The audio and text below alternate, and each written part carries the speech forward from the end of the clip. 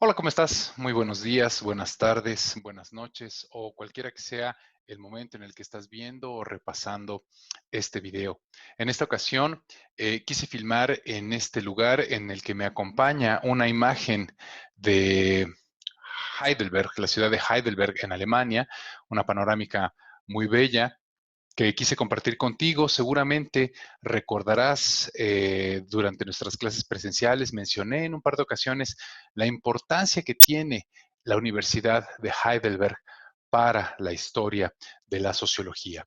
Pero bueno, esto no es el tema del que quiero platicarte el día de hoy. Hoy quiero platicarte sobre la sentencia de fácil lectura que en un correo electrónico previo te compartí y te pedí que leyeras. Así que este video parte de la premisa de que tú ya hiciste la lectura de esa sentencia de formato fácil.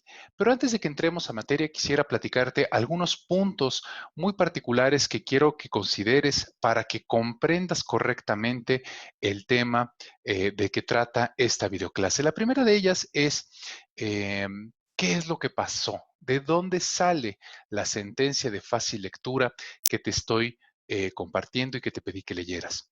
Bueno, en 2006, una mujer de nombre Jacinta Francisco, una mujer otomí, avecindada en el estado de Querétaro, cuyo idioma, cuya lengua materna no es el español, sino el otomí, fue acusada por la Procuraduría General de la República, la entonces Procuraduría General de la República, hoy Fiscalía General de la República, de haber secuestrado junto con otras dos mujeres igualmente indígenas a 6 policías de la hoy extinta Agencia Federal de Investigaciones. En efecto, según la Procuraduría General de la República, esta mujer utilizó su fuerza física para someter no a uno, no a dos, sino a 6 policías federales fuertes, entrenados, capacitados en el uso de las armas y en defensa propia. Bueno, pues según la acusación, 3 mujeres indígenas fueron capaces de someter a 6 policías y de privarlos ilegalmente de su libertad. Estas mujeres fueron encarceladas, siguieron su proceso, eh, un juicio bastante largo que duró aproximadamente 11 años, que terminó en el momento en el que la Suprema Corte de Justicia de la Nación, actuando en pleno, reconoció por unanimidad de votos que no estaba probada la responsabilidad penal de estas mujeres y ordenó su inmediata libertad. Luego de eso, Jacinta Francisco decidió solicitarle a la Procuraduría General de la República una indemnización, una reparación económica de todos los daños que sufrió como consecuencia de haber sido eh, acusada de un delito que a todas luces ella no había cometido. Esta indemnización le fue negada por la Fiscalía General de la República. Por lo tanto, eh, Jacinta inició un nuevo juicio, esta vez en sede administrativa, ante el Tribunal Federal de Justicia Administrativa, reclamando la procedencia de de la indemnización que solicitó. Estoy hablando en términos llanos, no estoy utilizando palabras técnicas porque este video está dirigido a ti, que eres un estudiante de primer año. No has llevado derecho administrativo y muchísimo menos derecho procesal administrativo. Por eso estoy poniendo los puntos sobre las IES en este video en el que te explico cuáles son los aspectos que me interesa que tomes en cuenta.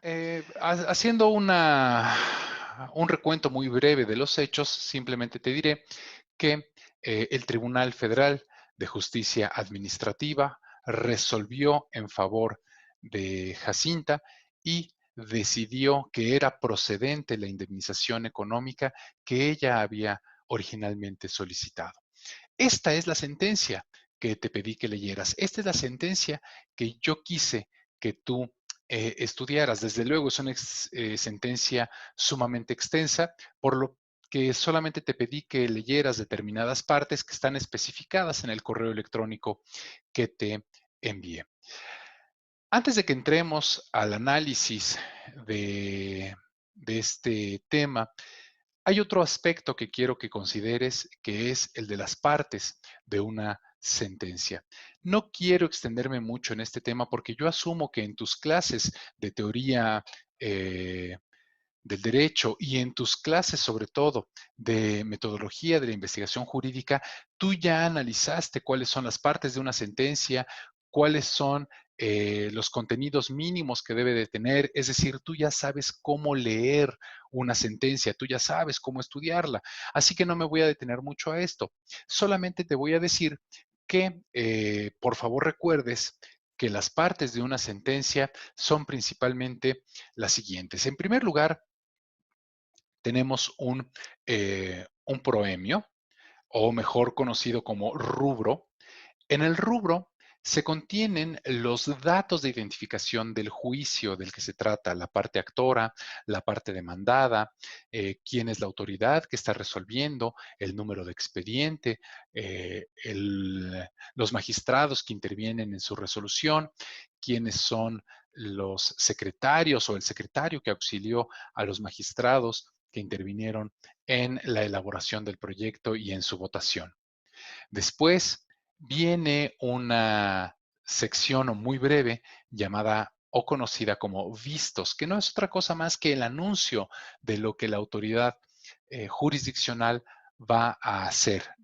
Imagínate tú que la expresión diría algo así como, una vez que hemos visto los autos del juicio, vamos a resolver. Por eso llevan ese nombre.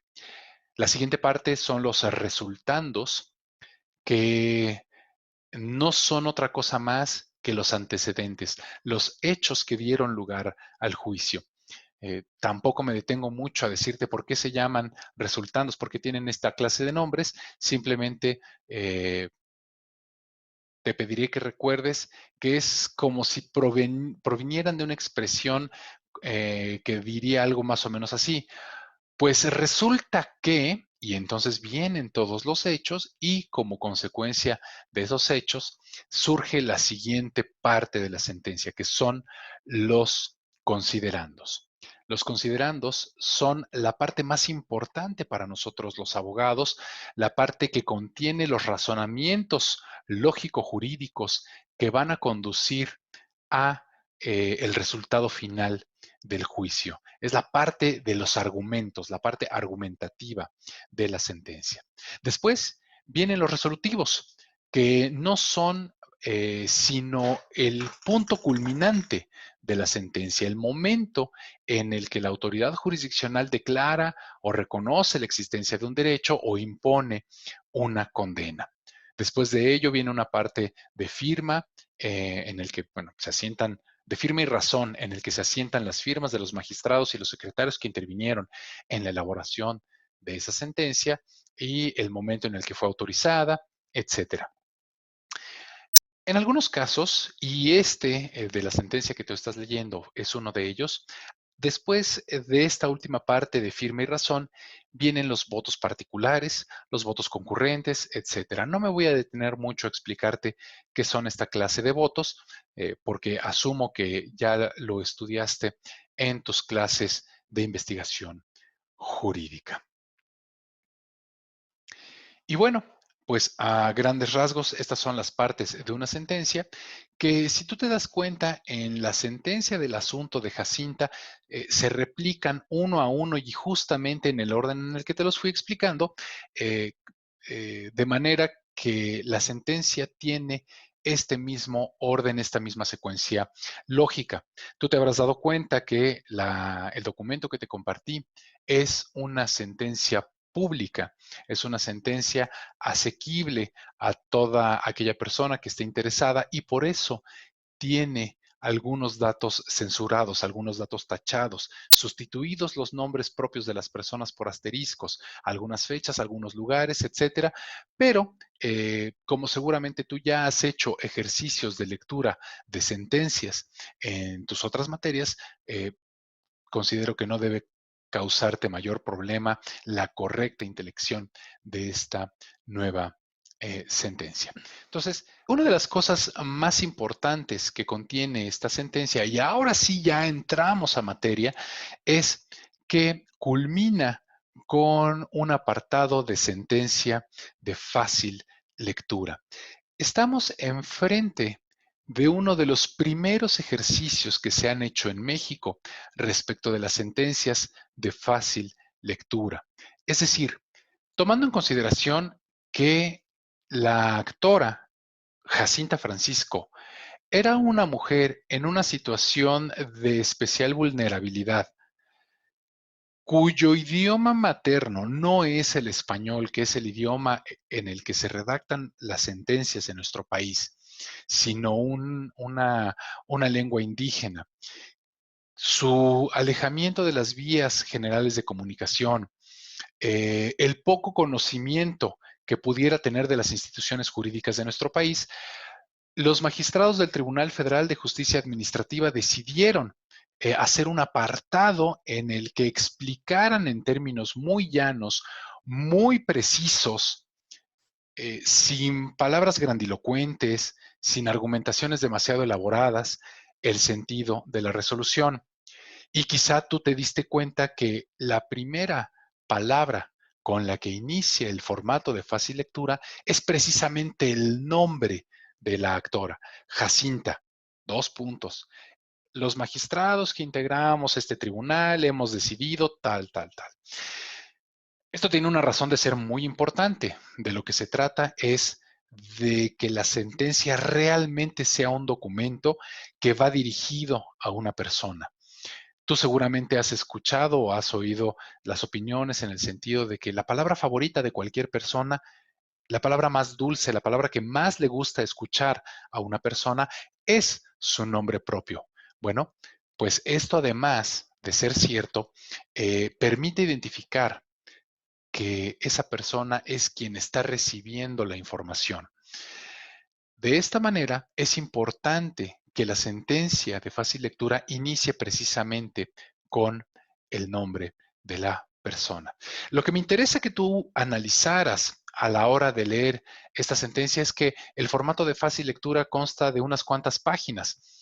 Si comparamos eso con todo el apartado de considerandos de la sentencia, que son casi 500 páginas, podrás entender entonces cuál es la gran diferencia entre que la sentencia sea efectivamente entendida o no. Tú imagínate, trata de ponerte en los zapatos de Jacinta. ¿Qué hubiera sido más fácil para ti comprender? ¿El formato de fácil lectura de unas cuantas páginas o toda la ristra de argumentaciones y de razonamientos lógico-jurídicos contenidos a lo largo de 500 hojas? Bueno, indudablemente, lo más fácil de entender, lo más fácil de comprender es la primera de estas opciones, la sentencia de fácil lectura. La sentencia de fácil lectura tiene varios antecedentes, pero hoy en día se utiliza principalmente para alguno de estos casos siguientes. El primero de ellos, bueno, pues para personas que sufren alguna discapacidad, a personas que por alguna condición en particular no son capaces de entender eh, el lenguaje común utilizado en las sentencias. Piensa tú, por ejemplo, en alguna persona con autismo. Lo mismo pasa en personas en alguna situación de vulnerabilidad, que es el caso precisamente de Jacinta Francisco. También se utiliza la sentencia de fácil lectura en aquellos juicios en los que una de las partes es un niño. Piensa, por ejemplo, en los juicios de divorcio, ¿no? En los que debe escucharse al menor y debe dictarse una sentencia que de alguna u otra forma incide en su esfera jurídica. Hoy en día se utiliza incluso para todos aquellos casos en que la persona a la que va destinada esta sentencia desconozca la jerga jurídica. Es decir, el uso de este formato de sentencias se está haciendo cada vez más amplio. Desde esta óptica, te darás cuenta que el ejercicio que hizo el Tribunal Federal de Justicia Administrativa fue la punta de lanza, fue uno de los primeros ensayos que se hicieron en materia de sentencias de fácil lectura. Pero ve, por ejemplo, esta que te comparto ahora, en este momento. Si tú te das cuenta, la sentencia de fácil lectura ya no solo se refiere a la manera en cómo está redactada o a la sencillez de sus explicaciones. También implica un determinado diseño documental. Ve, por ejemplo, esto. Está redactada eh, a la manera de una hoja de cuaderno. Está destinada para una persona menor de edad que eh, está acostumbrada a leer y a escribir en las hojas de su cuaderno. Y mira, así es como está escrita esta sentencia. Las sentencias de fácil lectura se pueden analizar desde muchas ópticas y su utilidad se puede estudiar desde muy diversos ángulos, pero el que a mí me interesaba principalmente y por el cual yo te pedí que la leyeras es porque estamos dentro del tema de las causas sociales de eficacia de la norma jurídica y dentro de ellas estamos analizando el tema del conocimiento. Para que una norma jurídica sea efectivamente observada, es necesario que sea conocida, pero que ese conocimiento sea directo, exacto y completo. En este caso, estamos en presencia de una norma jurídica individualizada, contenida en una sentencia que va dirigida a una persona en particular. Sin embargo, este ejercicio puede replicarse en otro tipo de actos de autoridad. La autoridad legislativa puede también crear normas generales, abstractas, obligatorias, que también sean de fácil lectura. Te pongo un ejemplo. En el caso mexicano, la Ley Federal del Trabajo de 1970, en su redacción original, está diseñada para ser entendida de la manera más sencilla por parte de los trabajadores. La idea de esa ley en su redacción original es que cualquier persona con que solo sepa leer y escribir sea capaz de entender el contenido de las reglas de conducta de observancia obligatorias contenidas en esa ley. Yo te invito a que analices desde el punto de vista de la fácil lectura, qué otros actos de la autoridad administrativa, es decir, del Poder Ejecutivo, y qué otros actos de la autoridad legislativa también pueden revestir este formato de fácil lectura. Por lo pronto, las sentencias están cobrando cada vez más y más auge. Tú leíste ya en algún momento el criterio que te compartí de la Suprema Corte de Justicia en el sentido de que los jueces están obligados ya a incluir una sentencia en este formato cuando las circunstancias del caso lo ameritan. Bien, pues esto ha sido todo por esta videoclase. Espero que te haya resultado útil y espero que hayas comprendido los puntos más importantes de la lectura de la sentencia del caso Jacinta Francisco. Desde luego, si el asunto te interesa, que es un asunto muy interesante, te invito a que hagas una segunda lectura de esta sentencia más a profundidad y no solo quedándote con las partes que yo te pedí que leyeras, sino una lectura completa de todo el contenido de ese documento. Es un caso importantísimo porque sienta precedentes no solo en cuanto a la sentencia de fácil lectura, sino también sienta un precedente muy importante en materia de responsabilidad patrimonial del Estado y en materia de derechos humanos. Desde luego, estas ya no son materias que nos competan a nosotros como estudiantes de sociología del derecho, sino a tu propia formación como abogado. Así que por lo pronto lo dejamos hasta aquí y nos vemos en nuestro siguiente video. Hasta entonces.